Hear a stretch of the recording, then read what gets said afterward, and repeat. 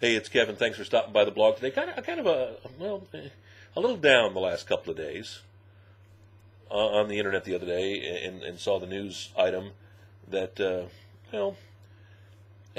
me, an important person in the history of country music had passed away the other day here in Nashville, at I believe the age of 58.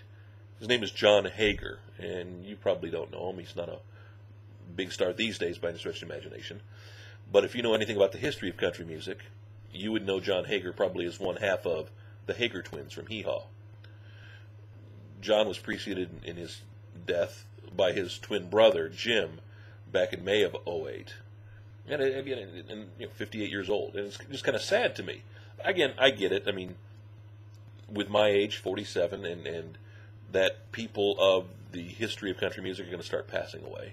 Yeah, we've lost a lot of the legends. We've lost the Waylon Jennings, and we've lost the Conway Twitties, and we've lost the Tammy Wynettes, and we're going to start losing more and more of them.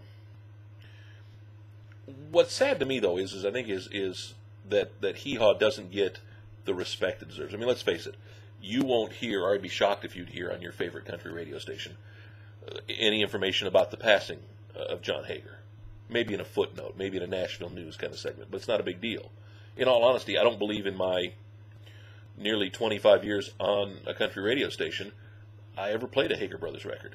They weren't big on the country. They had a couple of top 10 hits. It was more their impact and their weekly performances on Hee Haw that made them famous. And they were out playing fairs and festivals a lot over the years. I met the Hager twins backstage at the Grand Ole Opry, probably back in about 87 or 88. It was just a hi, how you doing, quick hello. And then I saw them a couple years ago at the annual country radio seminar, just walking through the convention center. Nobody really seeming to care. And I kind of felt bad about that. They're an important part of the history and heritage of country music. I mean, when you've got Hee Haw and the Grand Ole Opry, as cheesy as they may be to people, they play an important role in where country music has come and how popular it's become. I mean, again, for me, Hee Haw was my first exposure to country music. If it weren't for Hee Haw, I couldn't have told you when I was ever going to be exposed to country radio. It wasn't the dial option for me. I was a top 40 kid. I was a rock kid. I'm so thankful, though, for Hee Haw and the Grand Ole Opry and what it's meant for country radio. I posted a little blurb online about the passing of Jon Hager and posted a YouTube clip. I think it was basically a clip from one of the Hee Haw episodes. And it's just funny to see the reaction I've gotten from some people. Again, I know some people aren't going to be into it because it's country and they're not into country. One thing that I think that really fascinated me was a noted country radio consultant, Joel Rabb, just sent a little note saying how, kind of touched him too, and that he had been watching Hee Haw episodes on RFD, on the satellite. And I just kind of chuckled because if you know Joel Rabb or anything about his history, it might shock you that you think Joel Rabb was watching Hee Haw episodes. Because Joel Rabb, when he was a country radio program director before he became a top consultant 20 years ago, programmed radio stations in Pittsburgh and Cleveland and New York City.